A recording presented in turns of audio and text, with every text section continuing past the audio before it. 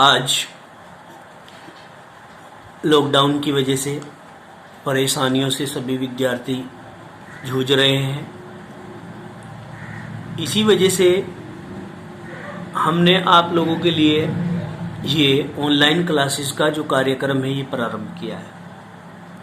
जब online classes का कार्यक्रम प्रारंभ किया, इतनी मुश्किलों से आप लोगों तक ये वीडियो पहुंचाई जा रही हैं, तो हम चाहेंगे कि आप लोग भी इनका सही सदलाभ उठा सकें। आज हम इस वीडियो में नाइट्रिक एसिड के रासायनिक गुणों को पढ़ने जा रहे हैं। तो रासायनिक गुण में इसके सबसे पहले आता है ताप अपघटन।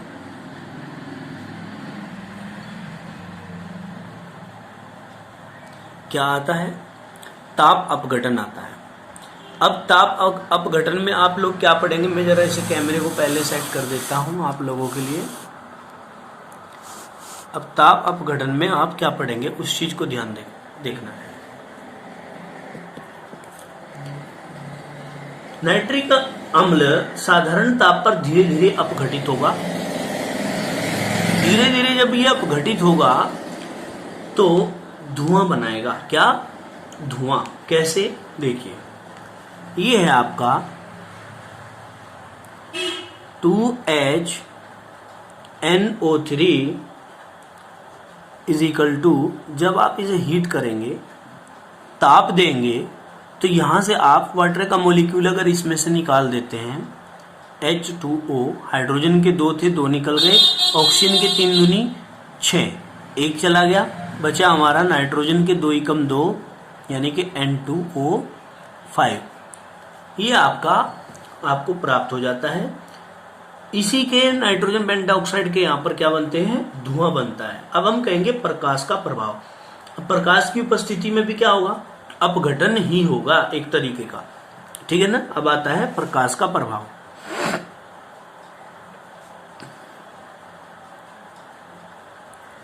प्रकाश का प्रभाव, इसमें क्या पढ़ेंगे? इसमें भी अपघटन होगा एक तरीके से। देखिए कैसे होगा अपघटन। भाई आपके पास है 4HNO3, यहां पर 4 मॉलिक्यूल लेते हैं हम इसके, HNu। प्रकाश का फोटोन के रूप में आप लोगों को ये दिखाना है, इसीलिए हमने रिएक्शन में HNu दे दिया। क्या? HNu, जो कि हीट का कार्य करेगा, यहाँ पर प्रकाश का काम करेगा, लाइट का काम करेगा, ठीक है ना। लाइट का सोर्स जो है वो फोटोन होता है, बंडल होते हैं ऊर्जा के बड़े बड़े, जो सूर्य से विकिरण के रूप में इस पृथ्वी तक पहुंचते हैं। अब देखिए आप लोग क्या करने जा रहे हो, यहाँ पर 4 हाइड्रोजन के हैं, तो आप क्या करेंगे? 2 दूनी 4 और 2 एकम 2, 2 दूनी 4, 2 एकम 2, हाइड्रोजन पूरे हो गए। ऑक्सीजन के 2 आ गए, 3 चौक 12 है हमारे पास, और आपके 2 आगे हैं। अब आप क्या करेंगे? नाइट्रोजन के कितने हैं? नाइट्रोजन के बचे 4, तो आप 4NO2, 4 एकम 4, नाइट्रोजन के भी चले गए, 4 दूनी 8, ऑक्सीजन के भी चले गए। अब 8 और 2 10, बचे कितने ऑक्सीजन के? 3 चौक 12 में से 2 बच गए, इसको आप O2 के रूप में अलग लिख देते हैं। क्लियर होगी बात। अब हम पढ़ते हैं अम्लीय प्रकृति किसकी? HNO3 की अम्लीय प्रकृति। अब अम्लीय प्रकृति में हम क्या देखेंगे? यहां लिख लेते हैं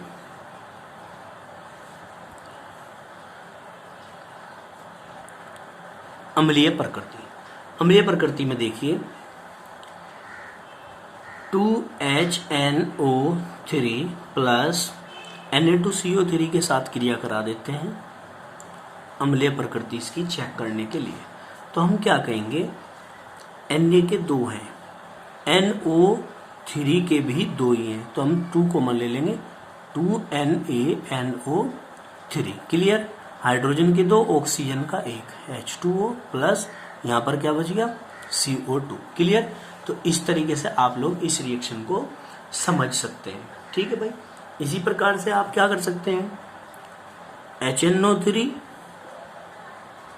प्लस NaHCO3 के साथ यदि क्रिया, अगर Na2CO3 के साथ क्रिया कराएंगे तो 2 मॉलिक्यूल लेने पड़ेंगे। अगर NaHCO3 के साथ क्रिया कराओगे यानी कि सोडियम बाइकार्बोनेट के साथ क्रिया कराओगे तो HNO3 का 1 मॉलिक्यूल लेना पड़ेगा।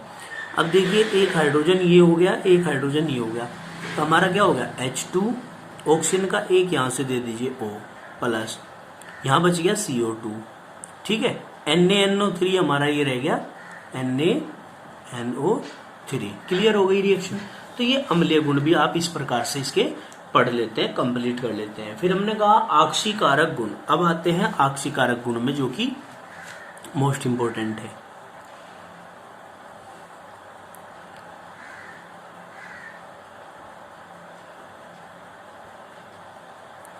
ऑक्सीडाइजिंग, DISING, ऑक्सीडाइजिंग प्रॉपर्टीज, इसको कहेंगे ऑक्सीकारक गुण। क्योंकि आप लोगों को पता है कि HNO3 अम्ल एक जो है वो परबल अम्ल है, जो कि ऑक्सीकारक का काम करता है। ये अधातुओं, उपधातुओं और धातुओं को ऑक्सीकारक करता है, ऑक्सीकृत करता है। तो स्वयं को NO2, N2O, NH3 में अपचयित कर देता है। तो हम क्या कहेंगे, सबसे पहले अधातुओं का ऑक्सीकरण पढ़ेंगे। इसके अंदर ही हमारा आता है अधातुओं का ऑक्सीकरण। अब अधातुओं का ऑक्सीकरण में क्या पढ़ेंगे, देखो। नाइट्रिक अम्ल कार्बन को CO2 में ऑक्सीकृत कर देता है। कार्बन को काय में कर देता है, CO2 में ऑक्सीकृत कर देता है। क्या लिखेंगे हम यहाँ, 2HNO3 इज इक्वल टू, ये H2 एक ऑक्सीजन के साथ प्लस नाइट्रोजन के 2 हैं, 2NO2 प्लस, अब देखिए नाइट्रोजन के 2 चले गए, हाइड्रोजन के 2 चले गए, ऑक्सीजन के 3 दूनी 6 में से 2 दूनी 4 और 1 5 चला गया, बचा का ऑक्सीजन का 1। समीकरण नंबर 1 हो गई। ठीक है। अब आप कह रहे हैं कि अधातुओं का ऑक्सीकरण है, अधातुओं के ऑक्सीकरण में आप कार्बन को CO2 में बदलेंगे। ये तो आपकी जनरल इक्वेशन है।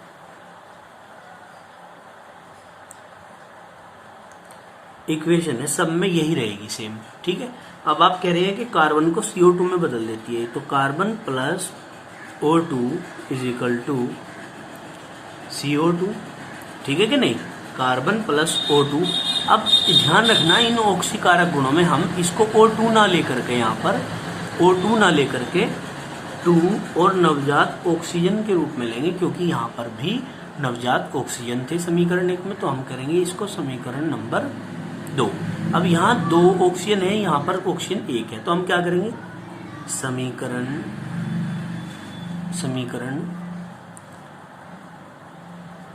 1 को 2 से गुना करने पर, समीकरण 1 को 2 से गुना करेंगे, यहाँ गुना करो 2 से। क्यों करेंगे गुना 2 से, क्योंकि यहाँ पर 2 है, हमें इसे बैलेंस करना है।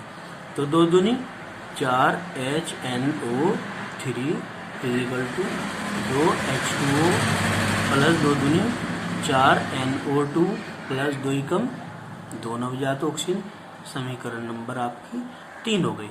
अब 2 नवजात ऑक्सीजन से 2 नवजात ऑक्सीजन कट जाएंगे, हम कहेंगे समीकरण 2 और 3 से 2 से 2 कट गए। अब हमारे पास जो सेम है, अब क्या करेंगे, हम इनको जोड़ो, कार्बन प्लस इजिकल टू से जो एक साइड के हैं वो जोड़ेंगे पहले, 4HNO3 is equal to CO2 plus 4NO2 plus 2H2। देखिए CO2 नो की तरफ है, ये जोड़ दिया इस समीकरण का। इस तीसरी समीकरण का हमने NO2 बचा था, ये जोड़ दिया 4NO2 और 2H2O जोड़ दिए। क्लियर, ये बात आप नहीं भूलेंगे बिल्कुल भी। ठीक है। तो इस प्रकार से प्रत्येक रिएक्शन को आपने करना है। फिर अब इसी कड़ी में हम आप लोगों के साथ आगे चलते हैं। हमने कहना है कि भाई HNO3 सल्फर को H2SO4 में ऑक्सीकृत कर देता है। हम इस बात को कहते हैं कि जो HNO3 होता है, यहां लिखते हैं HNO3 काय को, सल्फर को H2SO4 में क्या कर देता है, ऑक्सीकृत कर देता है।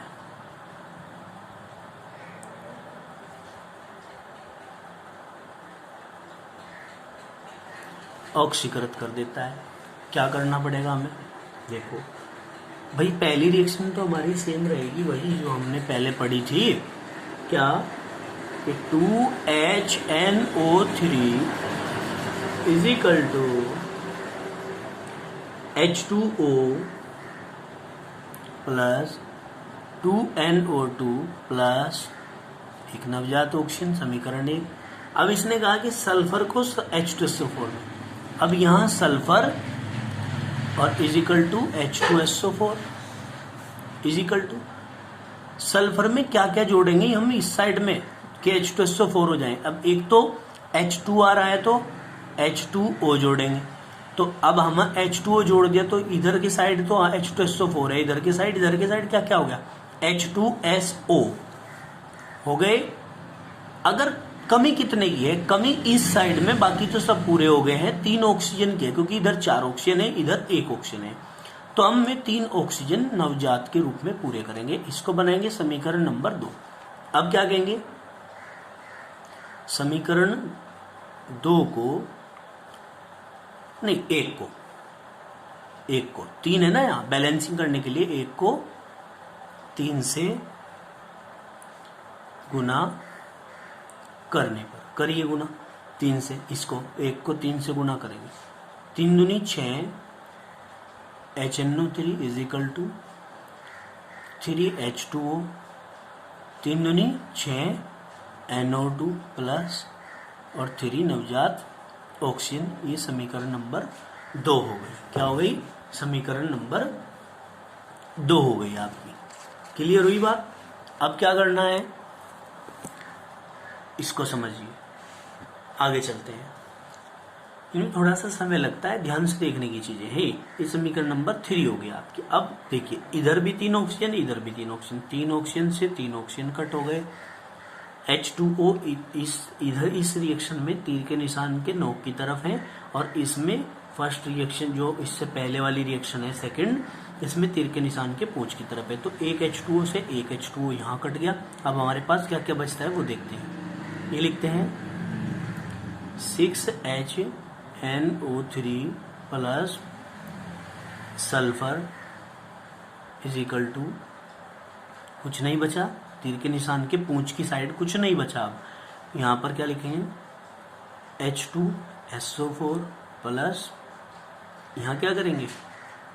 6NO2 प्लस यहाँ पर 3 में से 1 चला गया था, 2NO2। ये आपकी कंप्लीट हो जाती है। यहाँ पर सेकंड एंड थर्ड से आप लोग लिखेंगे, तो ये समीकरण आपकी पूरी हो जाती है। इस प्रकार से हम इनको बैलेंसिंग करते हैं। ठीक है, अब आगे जो पढ़ेंगे हम वो नेक्स्ट वीडियो में पढ़ेंगे। थर्ड एग्जाम्पल नेक्स्ट वीडियो में पढ़ेंगे।